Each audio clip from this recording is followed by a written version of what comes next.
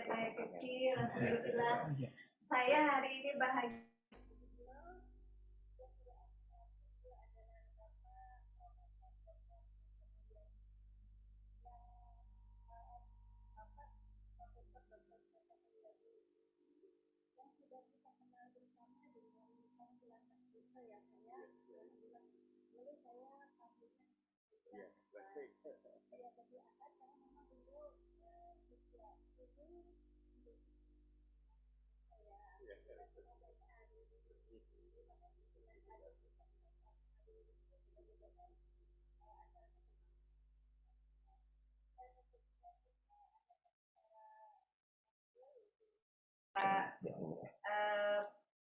Pak Faisal Rahmat MSI.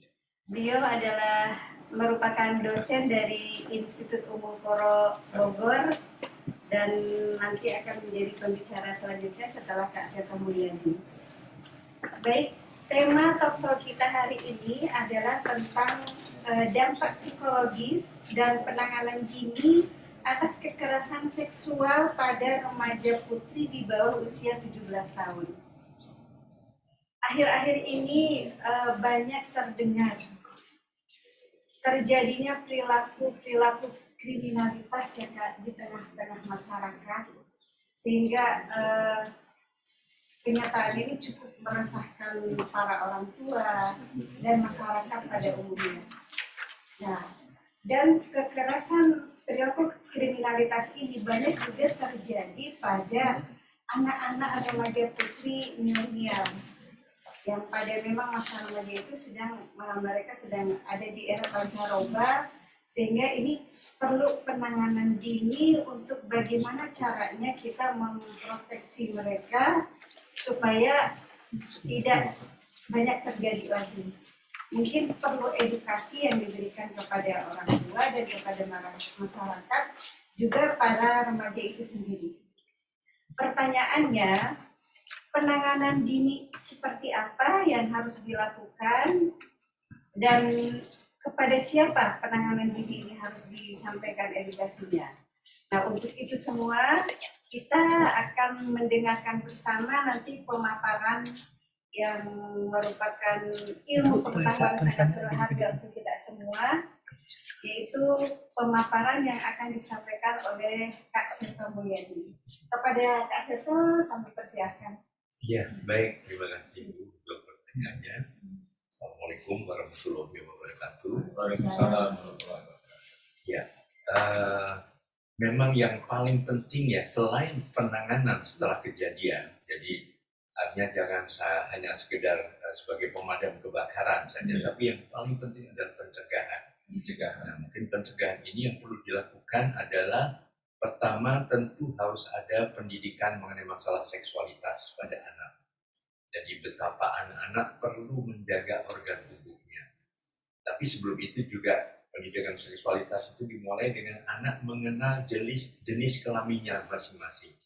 Bahwa ada 2 jenis kelamin, laki-laki dan perempuan. Nah, anak tahu, oh saya laki-laki seperti siapa? Seperti ayah, seperti kakek, seperti paman misalnya. Nah, mungkin adiknya, saya perempuan seperti siapa? Seperti bunda, seperti nenek, seperti mungkin bibi, dan seterusnya. Jadi konsep ini perlu sekali. Kemudian mereka juga perlu menyadari mengenai organ tubuhnya, termasuk juga organ seksualitasnya.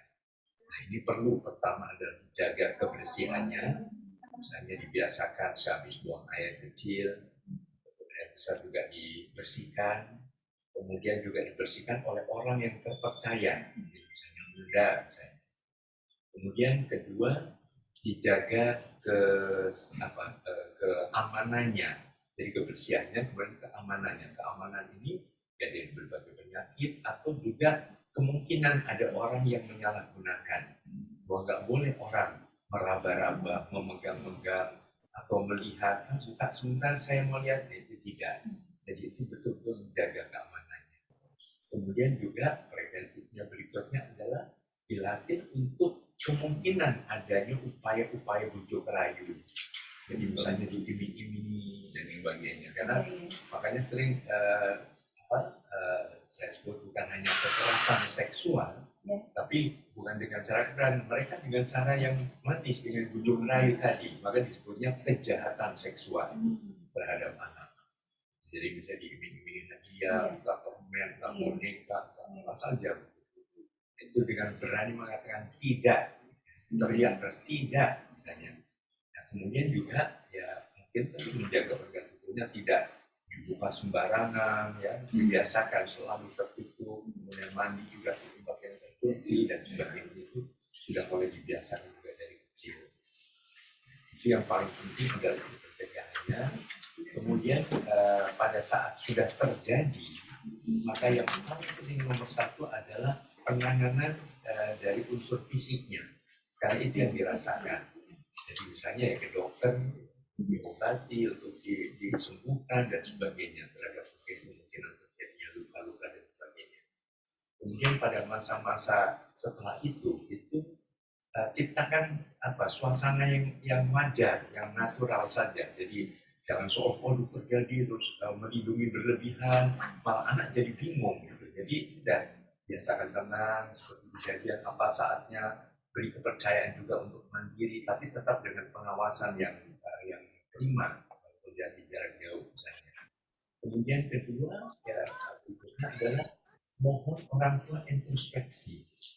Jadi jangan menyalahkan anak, kamu sih udah dibilang gini, nggak percaya. Tapi orang tua harus peduli. Saat ini kan seperti masa pandemi ini cukup meningkat angka kekerasan atau kejahatan seksual terhadap anak. Ya karena kadang orang tua juga sibuk, nggak ada waktu buat anak, nggak ada waktu dialog.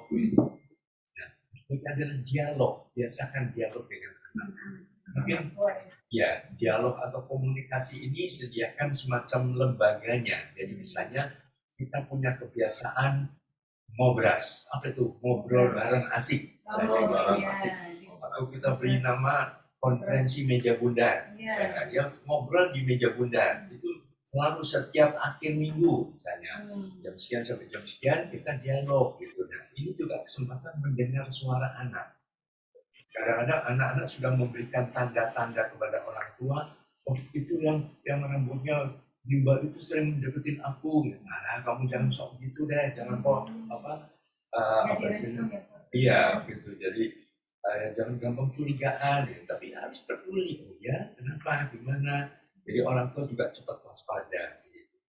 Nah setelah itu mungkin juga langsung ada penanganan psikologisnya, misalnya jadi bawa ke psikolog atau psikiater, dan kemudian upayakan agar anak juga merasa terlindungi dan ada perhatian. Jangan sampai sudah kejadian begini ayah atau bunda malah masih cuek aja. Nah, anak juga akan kecewa karena anak dia bisa depresi, kemudian bisa kejadian panik, terganggu nggak bisa tidur, nggak doyan makan, akhirnya juga kehilangan rasa percaya diri, dan juga ya halusinasi dan sebagainya. Dia akan ingin mengakhiri hidupnya begitu. Tidak sedikit yang anak-anak yang seperti itu ya. Jadi mohon kita peduli, tapi tadi juga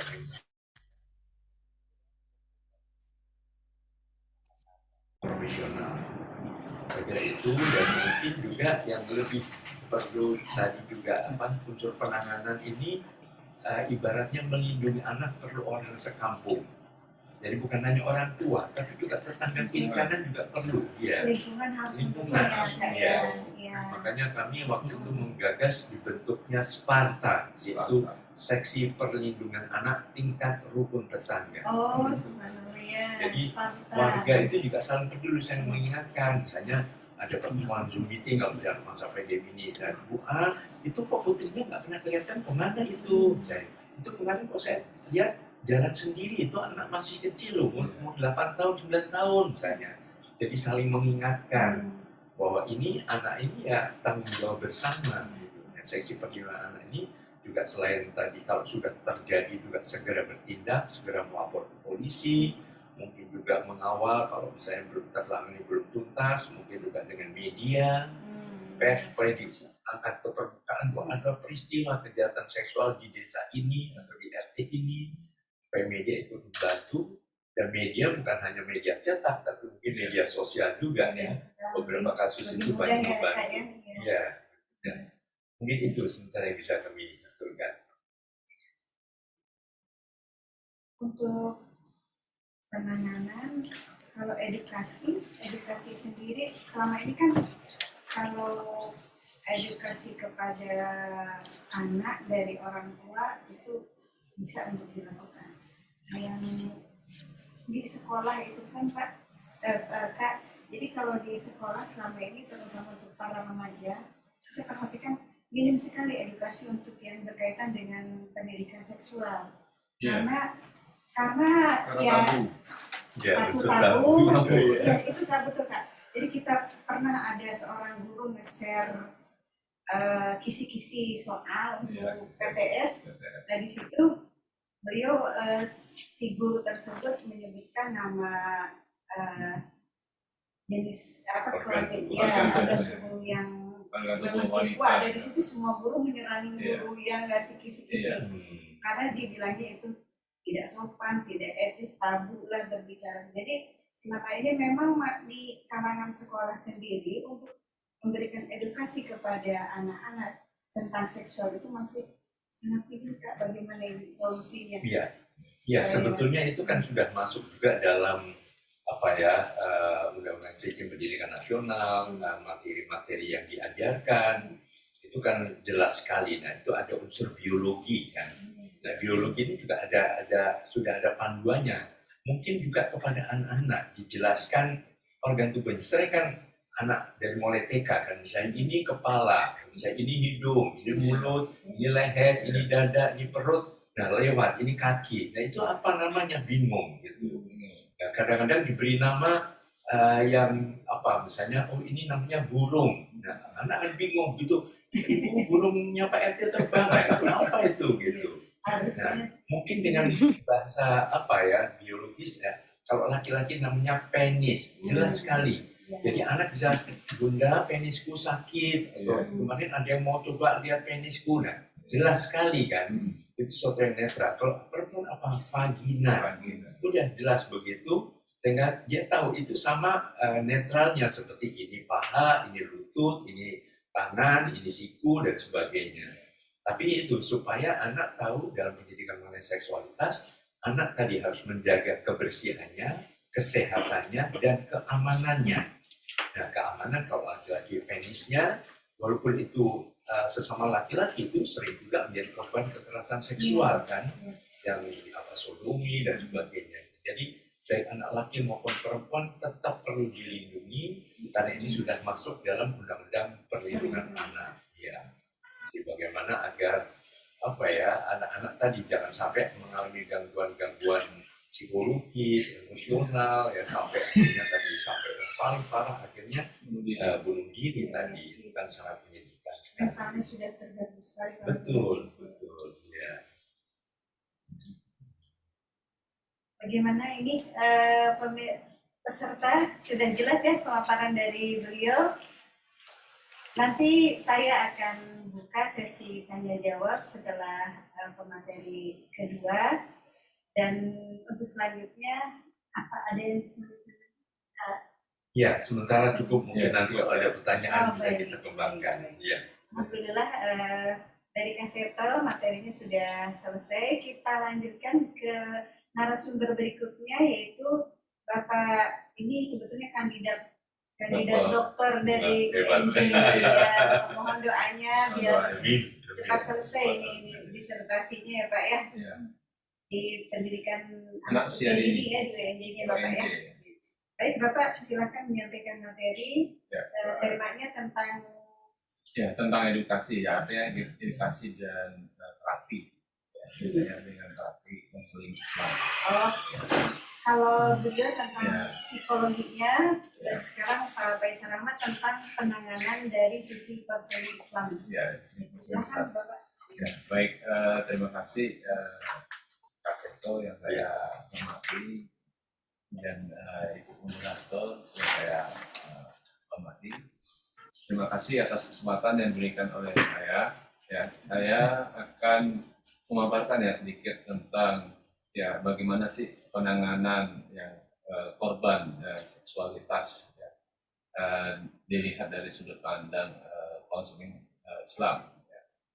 Karena yang saya dulu saya pernah ada mahasiswi ya Kak, datang ke saya, dia pernah melakukan istilahnya apa ya, kayak orang-orang pacaran sekarang kan kayak gimana gitu pacarannya ya kan, melampaui batas kan.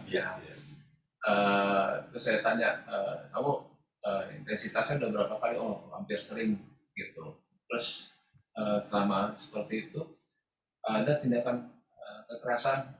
Ada, ya, ada tindakan kekerasan, baik itu pada saat dia melakukan hubungan yang melampaui batas. Nah, itu dia mengalami memar dan ya dia mengalami memar, kemudian dia mengalami kena juga di mentalnya juga, ya pernah mengalami trauma juga, ya trauma dalam apa istilahnya, pernah hampir setahun itu dia tidak pernah kuliah karena malu, ya karena malu, depresi.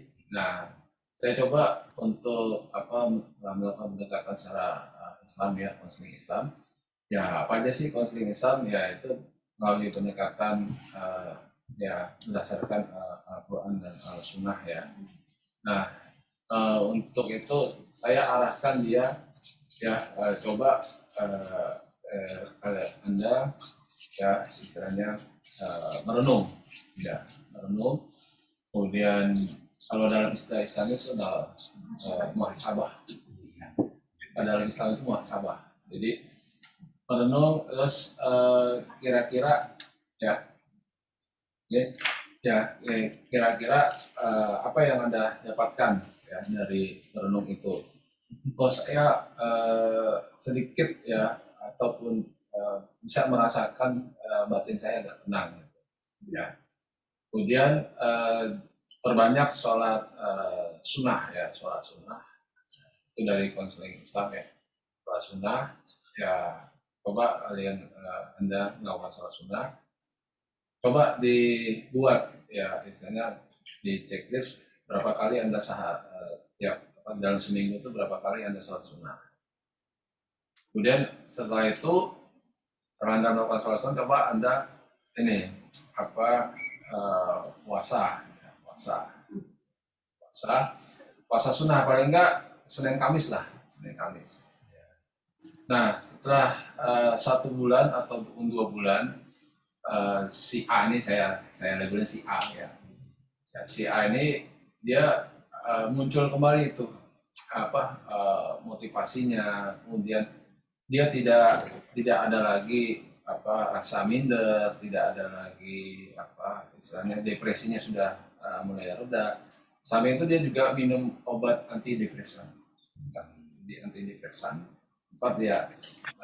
medis juga kan, minum antidepresan ya. Setelah dia mengkonsumsi itu ya alhamdulillah ya mentalitasnya bisa tumbuh sedikit demi sedikit, bisa pulih. Nah, jadi kurang lebih seperti itu untuk dari sudut pandang konseling Islam. Baik.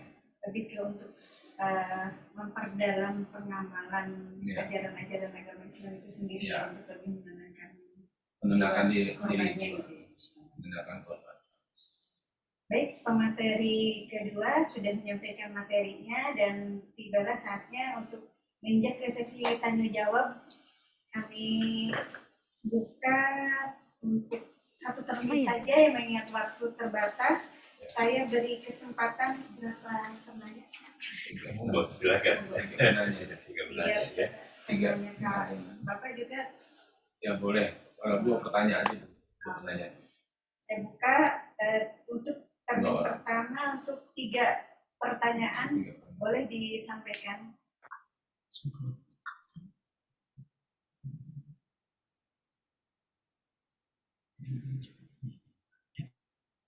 Nanya apa ya? Ngechat ya? Belum.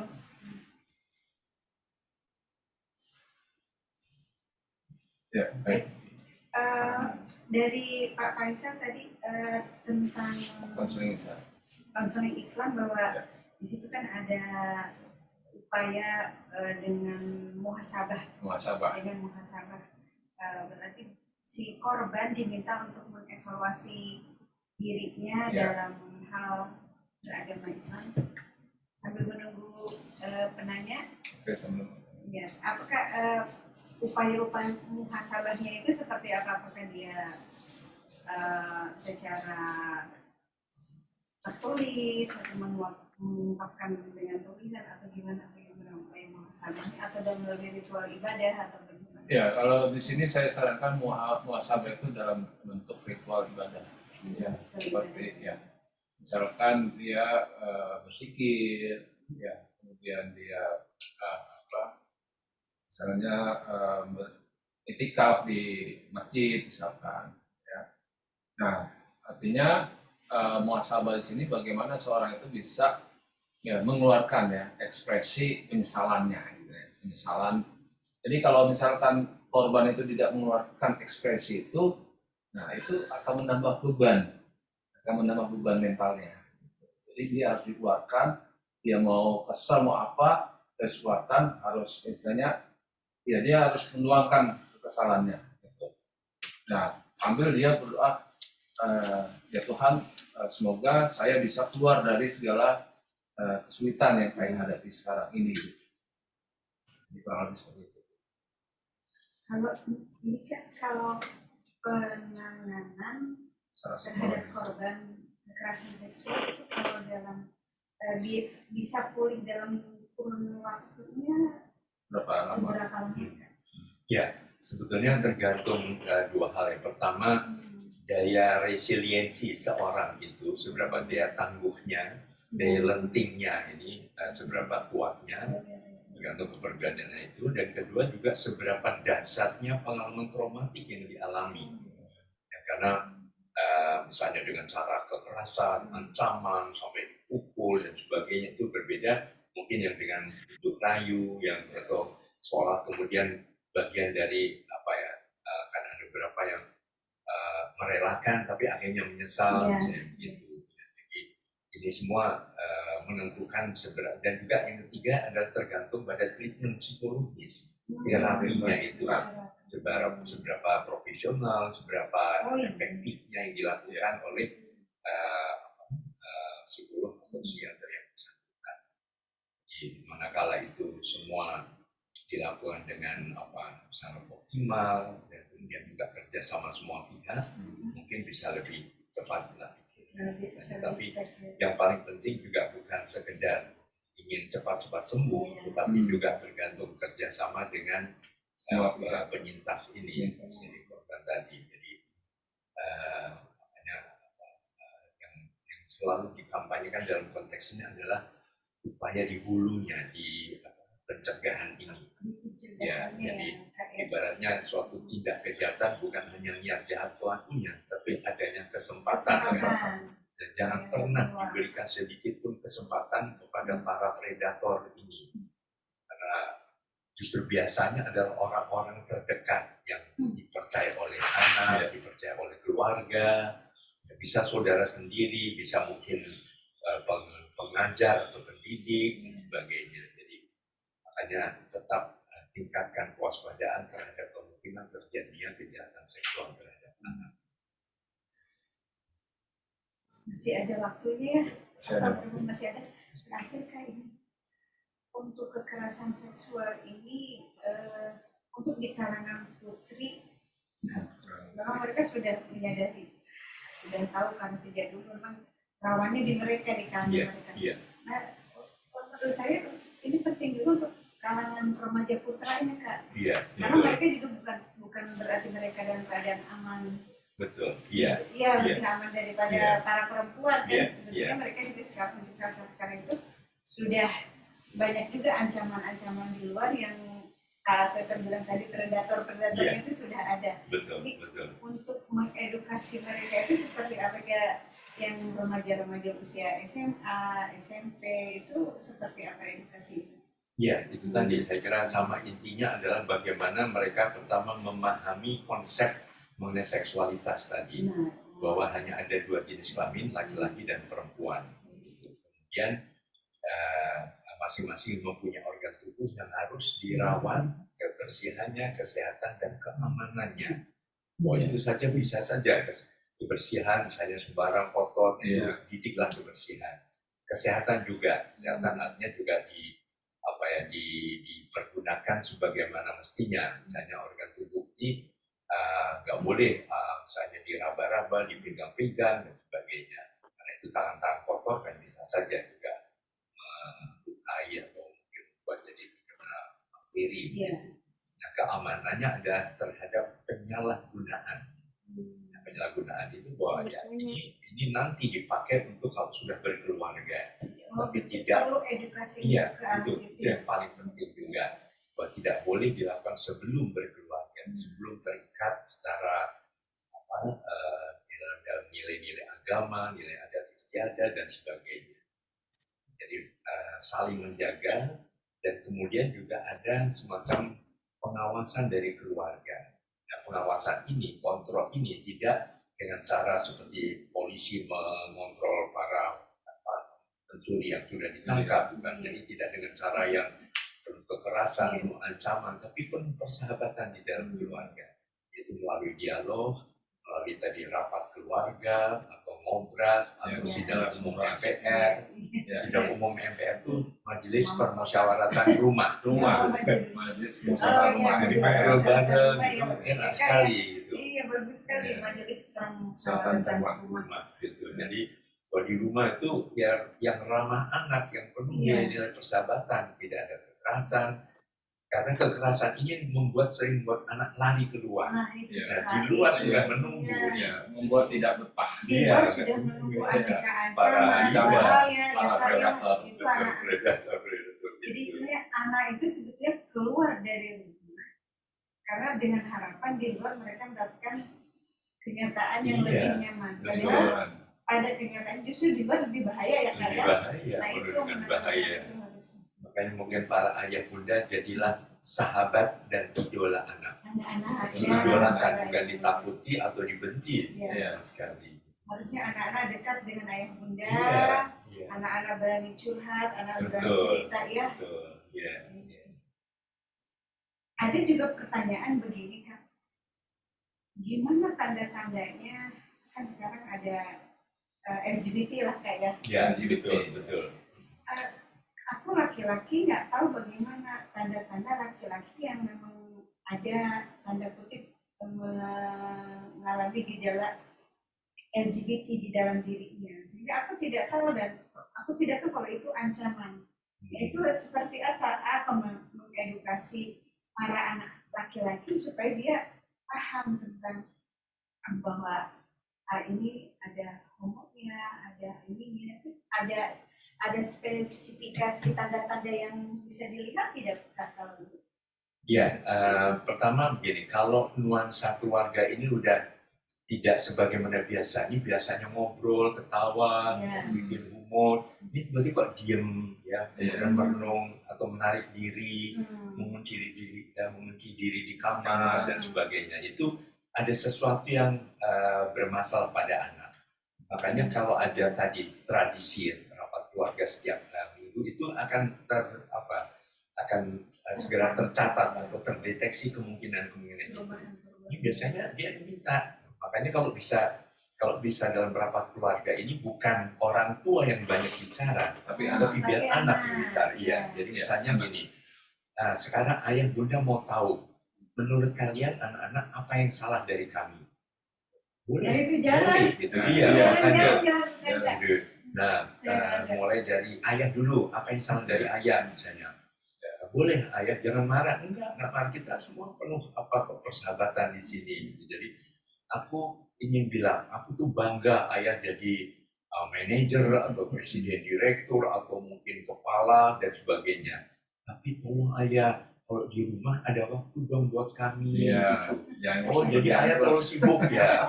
Iya, sibuk kerja terus lupa kan ada anak-anak kami di rumah. Catat, jangan awas potong uang saku ya. Gara-gara kritik ayah potong uang saku. Jadi anak akhirnya plong, wah asik dia nanti kalau ada apa-apa ngomong pada waktu rapat keluarga. Lalu bunda apa? Nah aku senang bunda tuh senang di rumah, pintar masak, pintar ini. Tapi tolong bunda, Kalau ngomel, apalagi kalau dengan asisten rumah tangga, jangan kayak radio rusak dong, ini Iya. sakit juga bunda. Oh, bunda jadi sering ngomel, iya maaf ya bunda ya, iya nggak apa-apa, mungkin sambil dipeluk, terima kasih sayang.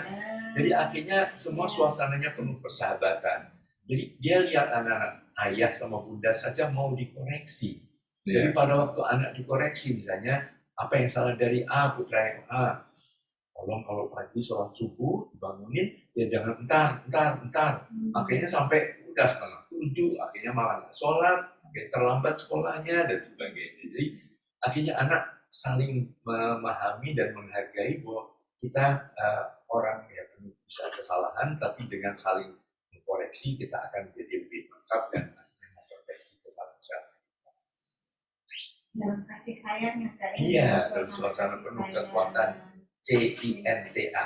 Oh, Cinta. iya, Cinta. Ya, berarti kalau dalam Kasih. psikologisnya itu kita menggunakan pendekatan emotif ya.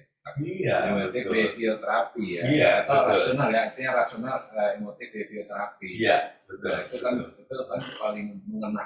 Betul. Iya. Subhanallah. Banyak tuh Kak, saya udah catat banyak dan Ya. insya Allah peserta juga sudah banyak catatannya ya dari Kak Seto, dari Pak Faisal juga. Tidak terasa sudah berjalan waktu. Ya, oke, Oh, ada ada penanya. penanya. Oke, Ada silakan. penanya, silakan boleh. Ini mahasiswa saya nih, Kak. Ya, Mahasiswa silakan, saya. silakan. Silakan, dengan siapa ini? Assalamualaikum. Ya, Bapak. Wabarakatuh. Ya ampun, senang banget bisa ketemu Kak Seto walaupun lewat Zoom. Ya, ini mahasiswa saya. Baik, perkenalkan nama saya Ratna Maulidia. Saya mahasiswi dari Prodi BKI Institut Ummul Qura Al-Islami Bogor. Sebelumnya perkenankan saya untuk bertanya, Bapak, untuk Kak Seto gitu ya, saya mau bertanya, ini kan terkait kekerasan seksual ya Pak. Kak. Nah, yang saya pernah belajar bahwa usia fisik dan usia mental seorang anak itu kan berbeda ya. Jadi lebih kepada pendekatan secara usia gitu. Kadang-kadang orang tua bingung Pak mau memberikan edukasi terhadap anak secara fisiknya boleh dipegang bagian mana aja dan boleh apa seperti itu gitu ya. Kapan? Jadi kayak dari usia gitu Pak, pendekatan dari usianya dari umur berapa sampai umur berapa itu anak memahami bahwa yang boleh dipegang sama orang yang ini aja ya, misalnya kayak gitu. Kayak gitu sih Pak. Jadi biar orang tua juga nggak salah memberikan edukasi kepada anak sesuai dengan usianya. Tuh. Mungkin dari saya itu aja sih Pak, mohon jawabannya. Terima kasih Terima Ratna. kasih pertanyaannya ya, bagus sekali Kak. Di usia berapa mulai dikenalkannya pendidikan seksual kepada anak? Ya, baik. Ya, saya kira pada saat anak sudah bisa berkomunikasi, jadi biasanya umur berapa 3 tahun lah sudah Iya, 3 komunikasi tahun. lancar, itu sudah mulai diberikan tadi pendidikan seksualitas dari awal. Itu pertama adalah memahami jenis kelaminnya. Kedua, kemudian juga memahami organ tubuhnya, nama-namanya diperkenalkan namanya tadi. Kemudian ketiga juga menjaga tadi 3, mulai kebersihan, kesehatan, dan keamanan. Nah, keamanan ini memang pertama tentu dari orang luar selain ayah dan bunda. Tapi kadang-kadang ya, ini peristiwa-peristiwa ini kemarin misalnya kami menangani kasus kekerasan seksual yang dilakukan oleh ayah tiri. Nah, itu dari mulai 4 tahun sudah Dari 4 tahun. gitu.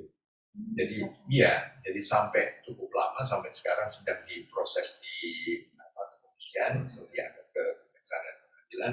Tapi intinya itu pun sudah mulai berbahaya sehingga lebih yang paling ini adalah bunda, yang paling aman adalah saat ini adalah bunda pada saat itu, dan yang paling penting dijaga mungkin adalah mungkin daerah bibir, Iya, bibirnya. Kemudian tadi organ tubuh pada dada, dan anak-anak juga kadang sudah mulai dirangsang-rangsang Kemudian ketiga adalah tadi kalau untuk laki-laki penis, perempuan dan vagina, dan kemudian yang berikutnya adalah juga yang belakang, Oh, ya. duburnya itu, Oh, ya, iya. duburnya Anus itu, dong. iya. Itu kan untuk khususnya untuk laki-laki, dan perempuan pun kadang-kadang bisa dijadikan sasaran seperti itu. Jadi ini yang harus dijelaskan kepada anak-anak sejak dini, mungkin bisa dengan lagu, dengan puisi, dengan dongeng, gambar dan sebagainya, sehingga anak menyadari betul-betul bahwa itu adalah bahaya yang bisa mengancam setiap anak pada setiap saat dan setiap situasi. Dan sekali lagi bisa dari siapapun juga. Kadang-kadang bisa terlambat dekat, kadang-kadang ada kasus juga kakak kandungnya, ada kakak sepupu, ya, kemudian tetangga, kemudian paman dan sebagainya. Jadi iya, Jadi predator seks itu masih internal keluarga. betul, betul. Ya, Terus itu internal tadi orang terdekat, betul, orang Iya. terdekat. Bagaimana dengan jawaban Kak Seto? Sudah puas ya? Gimana, Ratna? Benar-benar jelas Ratna ya, Kak sudah ya? Ratna? Sudah, Ibu, Bapak, Kak, makasih banyak. Sama-sama. Alhamdulillah sudah berjalan, dan talkshow kita hari ini alhamdulillah sangat berharga sekali ilmu yang diberikan beliau. Mudah-mudahan juga teman-teman Pak Faisal. mahasiswa ya, teman-teman mahasiswa dapat mengambil manfaat yang cukup banyak. Nanti silakan jadikan ke Pak Faisal aja di kampus. Iya. Terima kasih banyak Kak Seto Iya. atas Terima kasih. kehadirannya di talkshow kita, Pak Faisal Rahmat juga. Juga peserta semuanya terima kasih atas atensinya. Mohon maaf.